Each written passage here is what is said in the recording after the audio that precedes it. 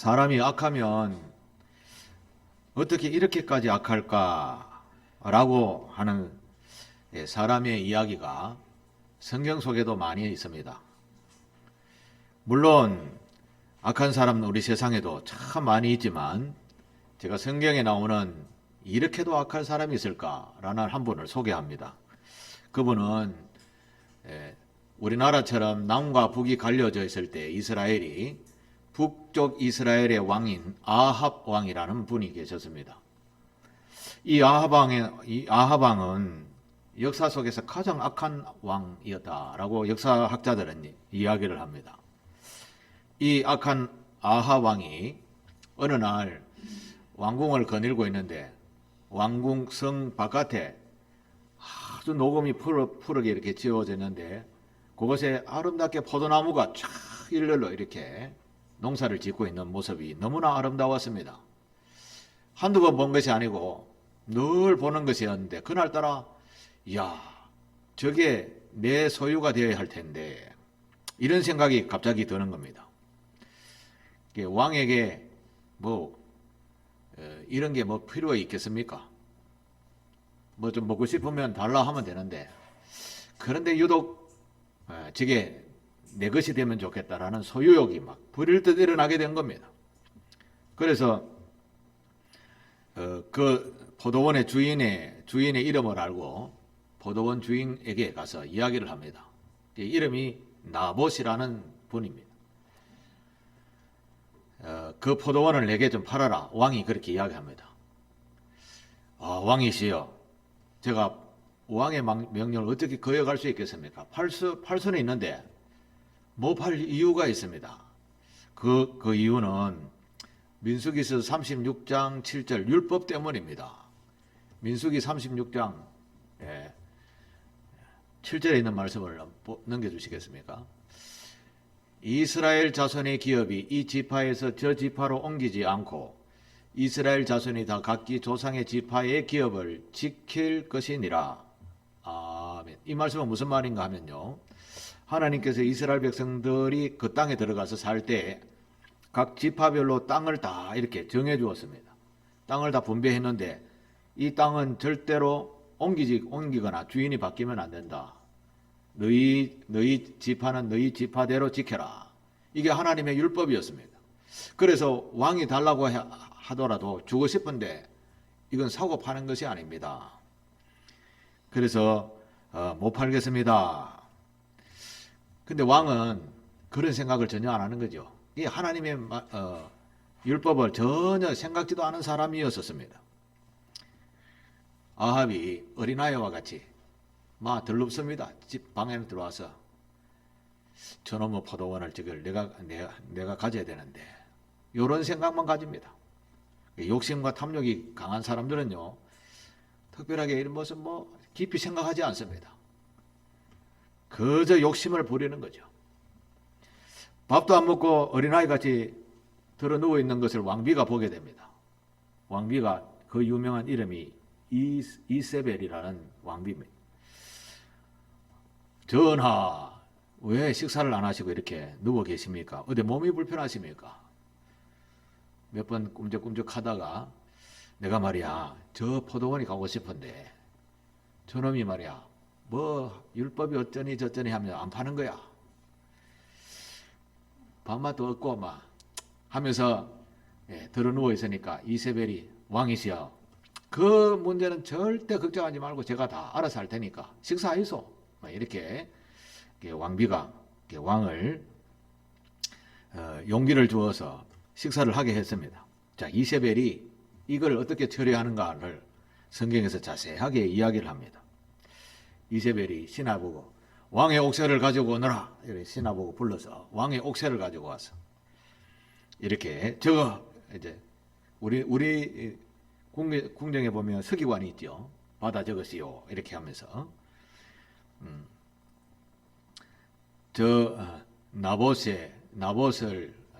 나봇이 여호와 하나님과 왕을 막 욕을 해서 폄하시켰다. 그 정인이 있다. 그래서 너희 동네 장로들은 그 나봇과 동네 사람들 다 모아놓고 이런 정인으로 인해서 나봇을 돌로 쳐 죽여라. 그에 옥새를 쾅 찍어서 어명으로 보냈습니다. 나봇이 사는 동네 사람들이 다 모였습니다. 그 중에 장로도 있었겠죠. 장로가 정인 두 사람이 나타나가지고 여호와 하나님을 모독하고 저 나봇이 왕도 모독을 했습니다. 이렇게 하니까 그 자리에서 돌로, 이스라엘 율법에는 그래 돌로 쳐 죽일 수 있었습니다. 신을 모독하거나 왕을 모독하는 사람은 돌로 쳐 죽여도 괜찮다라는 법이 있었습니다. 그래서 그 자리에서 나봇이 피를 흘리며 죽게 되었습니다. 여러분, 하나님이 이런 것을 다 보고 계십니다. 마찬가지 우리의 삶도 다 보고 계십니다. 우리가 행하는 모든 행실, 그야말로 기도 한마디도 절대 안 잊어버리시고 다 들으십니다. 그 하나님이 이걸 보고 제가 봐도 속이 확 뒤집어지는데 하나님 볼 때 얼마나 황당했겠습니까? 아니, 저 착한 나봇을 돌로 쳐 죽이다니. 하나님께서 그 당시에 선지자 엘리야, 유명한 엘리야 선지자를 부릅니다. 선지자 엘리야에게 와서 내 말을 전해라. 민수기 36장 19절 하반절에 보면, 19절 하반절에 보면, 한 장 넘겨주세요. 아합과 그의 왕비 이세벨이 어떻게 죽는가 이야기합니다. 선지자가 걔들이 나봇의 피를 핥은 곳에서 걔들이 너의 피 곧 내 몸의 피도 핥으리라. 이 말은 무슨 말인가 하면 나봇이 돌을 맞아 죽었죠. 지나가는 동네 개들이 피 흘른 것을 막 빨아먹고 고기처럼 이렇게 막 뜯어먹었겠죠. 그런데 왕 아합도 이세벨도 바로 그와 같이 피를 흘리면서 길바닥에서 돌에 맞아 죽듯이 죽을 것이다. 피를 흘리면 죽을 것이다. 라는 예언을 엘리야 선지자를 통해서 하나님께서 하신 것이죠. 하나님의 말씀인 율법을 어기면 하나님은 반드시 심판을 하셨습니다. 그것은 오늘도 마찬가지입니다. 우리가 지금 죄를 범해도 하나의 죄를 범해도 정죄를 안 받는다라고 생각할 수 있습니다만, 그러나 우리가 생각하는 시간 외에 하나님께서 어느 순간에 그 죄를 물으실 때가 오시는 겁니다. 오늘날 우리가 살아가는 사회를 한번 보게 되면 참 얼마나 죄가 가득한가, 이런 것을 보게 됩니다. 한 가지 예를 들어보면요, 우리가 살아가는 이 나라는 지극히 정상적인 경제 구조, 이런 것으로 잘 짜여져 있는 것 같이 보입니다. 그런데 얼마나 악한 사람들이 많은가 하면 이런 정상적인 구조를 이용을 해서 많은 사람들의 그 돈을 이렇게 편취하는 그런 방법을 사용하는 그런 구조가 우리나라 속에 있게 됩니다. 예를 한 가지 들면 지난 한 5년 전부터, 지난 5년 전에 예를 들어서 서울시 안에 있는 땅과 아파트와 집의 가치, 그러니까 서울시 안에만 5년 전의 값어치와 지금 2023년의 값어치는 640조라고요. 640조가 올랐다는 거죠. 저는 뭐 억하면 얼마 큰지 잘 모르겠는데 640조 원이 그 5년 전보다 높았다라는 거죠. 그런데 지금 어떻습니까? 640조 원이 어디 있습니까? 집과 땅은 그대로인데 돈만 640조가 올란 거죠. 그런데 집과 땅은 그대로 있는데 640조가 지금 꺼지고 있습니다. 내려가고 있죠. 그동안 5년 동안 이 집 사고자 혈안이 되어서 돈을 은행에서 막 빌려서 자기 이름 적고 도장 쾅 찍어서 샀는데 올랐습니다. 지금 꺼지고 있습니다. 5년 전에 값어치와 지금의 값어치와 이제 비슷해져 가고 있다라고 하죠. 그러면 이 640조는 누구 이름에 부채가 다 남는 거죠? 5년 전에 올랐던 지금의 가치 640조는 다 누가 떠안는 겁니까? 와, 집 오른다 사자 하면서 막 은행 돈 빌리고 빌려서 했는 그런 사람들이 다 떠안게 되는 거죠. 그래 이게 가격이 쭉 내려가니까 남은 건 누굽니까? 그 사이에 5년 사이에 집을 샀던 사람들이 공중에 빚만 꽉득 안게 된 거죠. 사실 이것을 640조 원에 되는 이익을 본 사람은 따로 있습니다. 이 빌린 돈, 어마어마한 돈이 은행에서 다 빌렸는데 수많은 사람들이 그 빚을 안게 되었습니다. 그 빚을 안게 된 30%가 20대, 30대라고 합니다. 어마어마한 부채를 지게 된 거죠. 이 부채가 갚아야 되는데 못 갚으면 은행이 부담을 갖겠죠. 은행이 이제 막 흔들리게 되면 은행이 무너지겠죠. 어제 뉴스에 보니까 미국의 은행이 막 부도가 났더라고요. 은행이 흔들리면 나라 전체 경제가 제대로 돌아가겠습니까? 엄청난 공황이 찾아오게 되는 거죠. 지난 우리 한 5년 동안 살아온 시간 속에 이런 일이 벌어지게 되었습니다. 우리가 정상적으로 땀을 흘리고 한 달에 열심히 일해서 벌고 먹고 살아왔다면 이런 빚은 지지 않게 되었겠지요. 마찬가지로 우리가 알지 못하는 가운데 욕심 탐욕이 우리에게 들어오게 되면 이 악이 우리도 모르게 우리를 망하는 길로 점점 인도한다라는 거죠. 눈앞에는 광명한 천사처럼 야, 내 부자 돼 라고 하면서 찾아오는데 그게 그래 맞아 부자 해야지 라고 따라가다가 부자라는 그 광명한 천사에 속아서 결국은 몇 년 지나고 난 뒤에 엄청난 감당하지 못하는 부채를 안고 어찌할 바를 모르는 청년들이 어마어마하게 많다라는 사실입니다. 그래서 저와 여러분은 그리스도인으로서 지나친 욕심은 우리에게서 멀리해야 합니다. 마찬가지 악도 멀리해야 합니다. 욕심 탐욕은 부리지 말아야지. 사실 이 욕심 탐욕이 악이 되어서 돌아올 때는 나에게 엄청난 상처를 주게 된다는 것을 우리가 깊이 헤아려야 합니다. 그래서 하나님께서 가르쳐 주는 거죠. 욕심 탐욕은 우리를 멸망으로 인도한다. 지난주에도 제가 그런 말씀을 드린 적이 있습니다.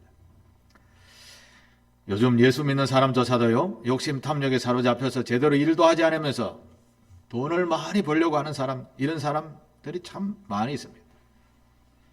이것은 우리에게서 멀리해야 하는 사실이라고 마음에 깊이 새겨 두시게 되기를 바랍니다. 어떤 사람은요, 반대로 어떤 사람은 하나님께서 선한 일을 행하라, 남을 좀 도와라, 이런 말, 선한 말 하나를 지키기 위해서 자신의 재산을 팔고 자신의 목숨까지도 내어놓는 이런 헌신하는 사람도 있어요. 그런데 반대로 자기 돈 몇 푼 좀 더 챙기라고, 아니면 자기가 좀 손해봤다 라고 하면 원수 맺습니다. 일평생 쳐다보지 않고 그렇게 살아가는 사람들 얼마나 많은지 모릅니다. 앞에 소개했던 아합 왕도 바로 괜한 욕심 때문에 자기가 자기의 수를 다 누리지 못하고 죽게 된 거죠.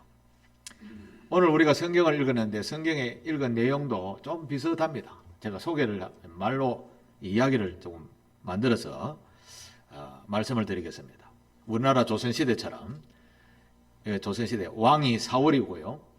그 왕의 아들은 세자입니다. 세자 이름은 요나단이고, 그리고 왕의 사위인데 그게 다윗입니다. 매월 초마다, 매월 초하루마다 이 가족들이 모여서 식사하는 모임이 있었습니다.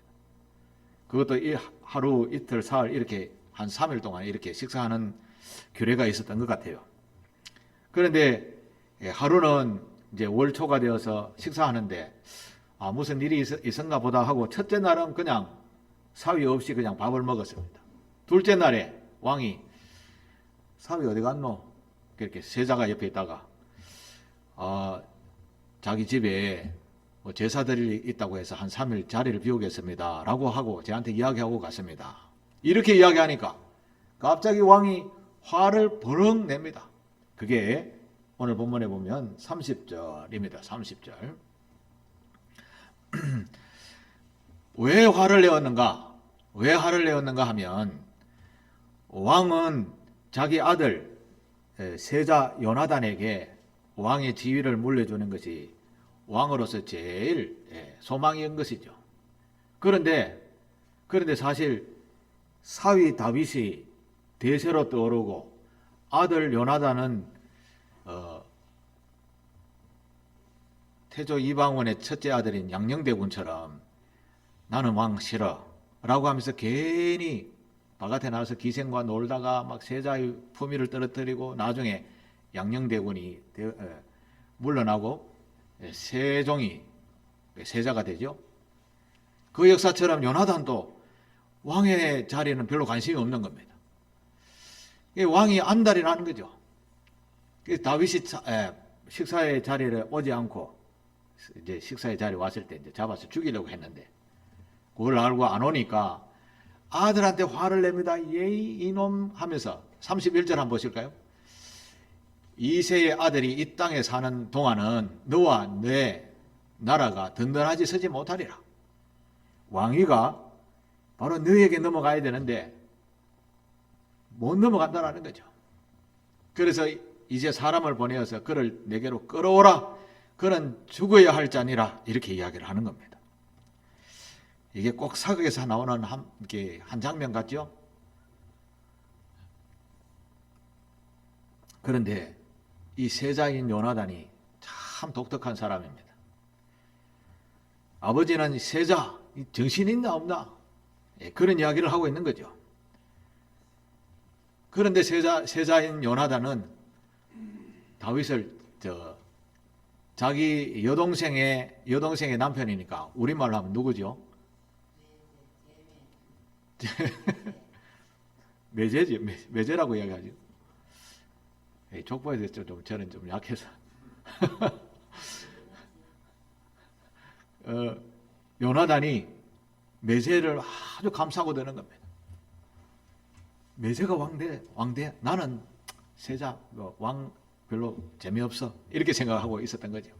그런데 아버지 사울 왕은 세자에게 왕위를 물리지 못해서 난리 법석을 피우는 분이었습니다. 아들 세자는 아니 우리 사위가 뭘 잘못했습니까? 잘못한 거 이야기 한번 해보이소. 이렇게 할 정도인데 왕은 죽일 놈이라고 이렇게 생각하고 있는 거죠. 노발대발해서 막 아들이 대꾸한다고 왕에 대한 욕심이 없다고 바로 옆에 있던 창을 막 아들에게 던져버립니다. 그래서 요나단이 세자잖아요. 그 아버지가 이런 행위를 자기에게 하니까 자기도 화가 나서 벌떡 일어나서 밥도 안 먹고 화가 나서 나가버리게 되는 것이죠. 자, 이런 장면이 오늘 본문에 나오는 이야기입니다. 무슨 이야기를 하고 싶어서 이런 이야기를 하는가 하면 이 나라는 하나님께서 세우신 나라고 이 왕은 하나님께서 내 나라 백성들을 네가 조금 잘 관리하고 다스리라 라고 직분을 맡겨주신 왕인데 자기 나라인 줄 알았어요. 자기 나라인 줄. 정치인들이 이런 교훈을 많이 받아야 되는데 정치인들이 있는 이유는 우리나라 백성들이 정말 안전하고 그들이 먹고 사는데 지장이 없을 만큼 관리를 하는 분이 정치인들이죠. 그런데 어떻습니까? 백성은 안중에 없고 그 자리를 지키기 위해서 온갖 협잡을 다 벌이는 모습이 오늘 정치인의 모습들이 아닙니까? 이 사울 왕이 바로 그런 모습을 취하고 있는 거죠. 하나님께서 화가 엄청 나셨습니다. 아니 내가 너에게 기름을 부어서 왕을 세운 것은 나라의 백성들을 잘 다스리라고 내가 너에게 그 자리를 줬는데 뭐 네 자리라고? 이런 이야기인 거죠.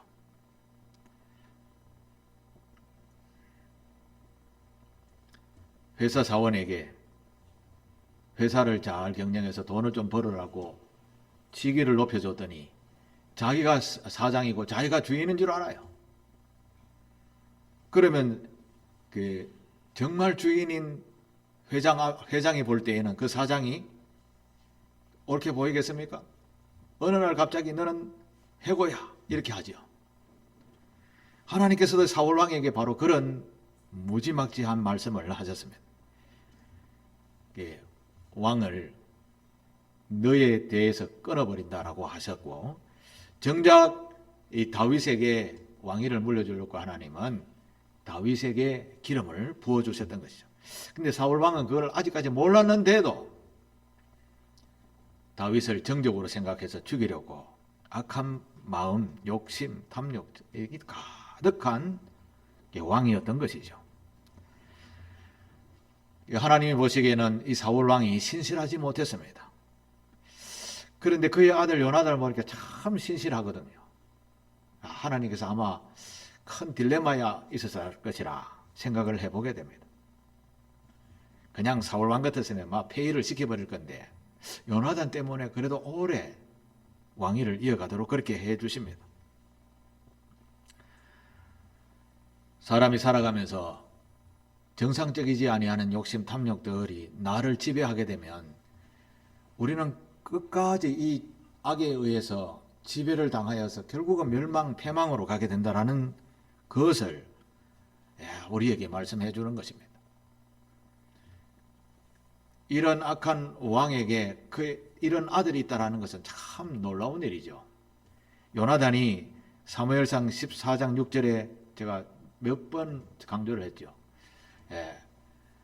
우리가 이 할례 받지 아니하는 자들에게서 건너가자 여호와께서 우리를 위하여 일하실까 하노라 해놓고 여호와의 구원은 사람이 많고 적음에 달리지 아니하였느니라 라는 이런 신앙관이 있었습니다. 하나님을 경외하는 마음이 있었다라는 거죠. 그래서 하나님은 그 요나단을 생각하면서 아버지를 왕위를 그래도 조금 더 수명을 길게 해 주시었습니다. 요나단은 그야말로 세자의 자리에 연연하지 않았습니다.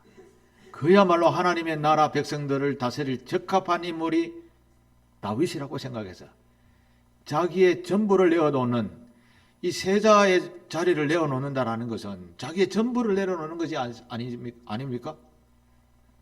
쉽지 않은 것이거든요. 다르게 이야기하면 나의 재산, 나의 명예, 나의 권세를 다 내려놓고 네가 해라. 이런 것과 같은 것이죠.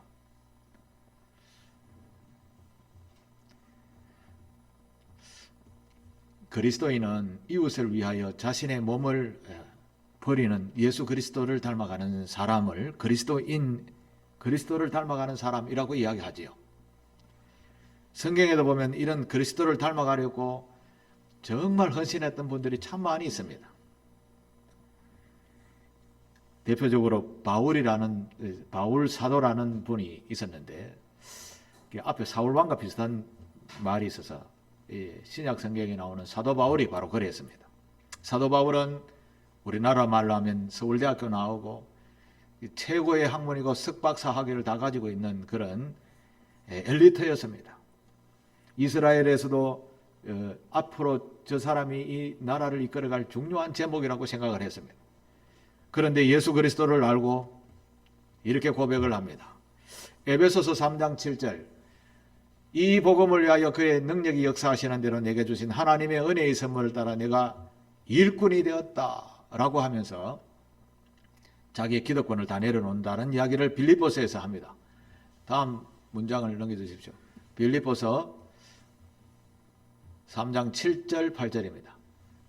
바울이 자기가 고백한 고백입니다. 그러나 무엇이든지 내게 유익하던 것을 내가 그리스도를 위하여 다 해로 여길 뿐더러 또한 모든 것을 해로 여기면 내가 예수 그리스도를 아는 지식이 너무나 고상하기 때문에 내가 가지고 있는 모든 재산, 명예, 권세, 석박사 뭐 이런 거 다 내려놓겠다라는 것이요.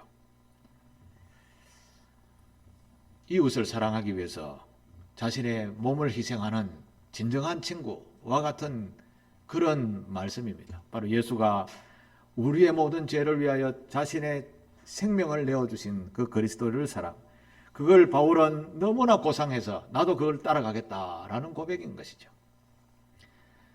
사랑하는 교회 여러분, 하나님의 사랑의 법을 우리가 정말 준행하며 살아간다는 것은 이 악한 세상에서 참 준행하며 살아가는 건 너무 어렵습니다. 예를 들자면 회사에서 일하는데 다른 사람들은 다 뇌물을 받아서 챙기는데 이것은 악이야 라고 하면서 내 혼자 안 받으면 다른 많은 사람들이 그게 다 뇌물이기 때문에 못 받잖아요. 안 받는 사람이 있으면 나는 안 받았어 라고 하면 그 받은 사람은 다 죄인이 되기 때문에 그렇죠. 그러니까 그 죄인 뇌물 받는 사람들이 나는 뇌물 안 받겠소 라고 하는 사람을 얼마나 미워할까요? 예수 믿는 것이 바로 그런 것과 같습니다. 진리를 지키기 위해서요, 정말 고통과 고난, 자기 희생을 하신 그런 분들이 너무나 많습니다. 그런데 오늘 본문에 나오는 사울왕은 반대로 자기의 욕심만을 챙기는 사람이죠. 그런데 반대로 요나단과 다윗은 그야말로 진리를 지키기 위해서 정말 바른 길을 걸으려고 노력했던 분들이었던 것이죠.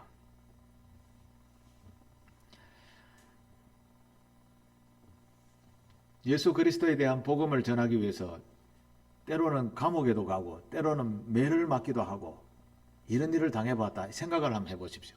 감옥에 갔다. 내가 다른 사람을 위해서 대신 감옥에 갔다. 이거 엄청난 희생인 것이죠. 그런 분이 바로 사도 바울이었습니다. 우리는 하나님의 말씀을 쉽게 거역하는 사람, 사울과 같은 사람, 반대로 하나님의 말씀이 진리라 여기면서 내게 어떤 희생이 와도 지키는 사람, 이 둘 중에 어느 부류에 속하여 있습니까? 그걸 스스로 한번 깊이 생각해 보십시오. 오늘 제목이 바로 그런 제목입니다. 하나님의 말씀을 거역하는지 아니면 순종하며 따르는지, 내게 손해가 와도 희생이 와도 나는 그리스도의 사랑을 전하는 사람인지 아닌지. 상길교회 교우들은 내게 조금 손해가 와도 희생이 좀 따라도 이웃을 위하여 이게 하나님께서 원하시는 선한 일이라면 기꺼이 헌신하고 희생하는 그런 참 그리스도인이 되시기를 주님의 이름으로 부탁합니다. 우리나라에 들어와서 선교사로서 헌신했던 인물이 참 많은데요. 오늘 이분 한 분만 소개하고 말씀을 마치도록 하겠습니다. 이분은 독일 분인데 엘리사베스 요한나 셰핑이라는 분입니다. 한국말로는 서서평이라고 이름을 부릅니다. 서서평. 광주에서 사역을 했던 분입니다. 이분은 젊은 32살 때에 한국에 와서 54세로 죽는 그날까지 그야말로 전라남도 광주를 중심으로 복음전도, 사회봉사, 의료선교, 학교교육, 사회계몽운동, 그 부녀회를 만들어 조직해서 심각한 사회 문제였던 술 문화를 개선하는 데도 크게 이바지했던 분이었습니다. 그러니까 우리나라가 1910 그러니까 일제강점기 때에 우리나라가 깨어있지 못했던 그 어려운 시대에 이분이 우리나라에 들어와서 민족을 위하여 헌신 충성했던 분입니다. 특히 병든 자, 가난한 자, 미혼모, 버려졌던 고아, 가출한 여성, 문둥병자까지 자신의 사재 모든 것을 다 털어서 그들을 위해서 헌신했던 분이었습니다. 심지어 집 하나 가지지 않고 아이들이 같이 기숙하는 기숙사에서 살았었습니다. 담요 한 장, 옷 한두 벌, 이게 그의 전재산이었습니다. 54세에 돌아가시게 되는데 병명은 무엇인 줄 아십니까? 영양실조였습니다.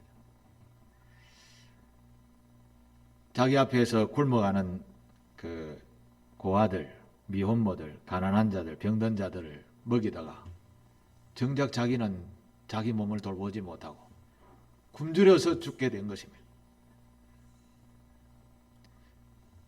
여러분 좀 더 자세히 알고 싶으면 인터넷에다가 서서평이라고 치면 그게 일대기에 쫙 이렇게 잘 정리되어져 있습니다.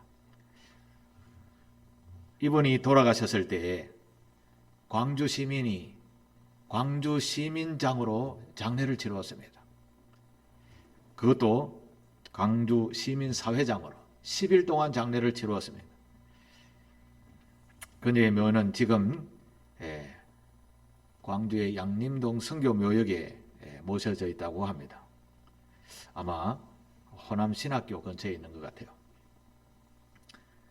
너무너무 가난하니까 장례 비용도 없었겠죠? 그의 도움을 안 받은 사람이 없습니다. 그분들이 10원, 20원 모아서 장례를 준비하여 치렀다고 합니다. 이 장례식에 그 시신이 가는 길에 마치 개선 행진하는 것과 같은 그런 기록이 있습니다. 그토록 죽음을 애도하는 그런 분들이 많이 찾아서 그를 추모했다고 합니다.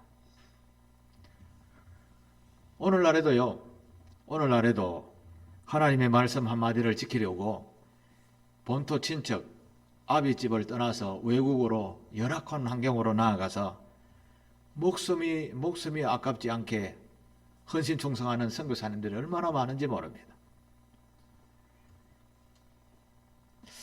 제 친구도 선진국이라는 발렌시아에 가서 봉사하고 있는데 제일 가까이 있는 친구인데 선진국인데 약, 병원 이게 쉽지 않아요. 쉽지 않아. 무슨 병원에 가서 약을 좀 받으려 하면 한 달 있다가 오세요. 스케줄이 쫙 밀려가 있었어. 이빨이 아파서 고생했는데 가서 아프다 하면 진통제 몇 알 주고 치료 기간은 한 달 좀 기다려야 된다. 그 사이에 뼈가 다 녹아버리겠죠. 이게 선진국의 현실의 모습이라고 합니다. 이제 그런 희생을 따르고도 계속해서 주의 복음을 위해서 사역하는 분들이 얼마나 많은지 모릅니다.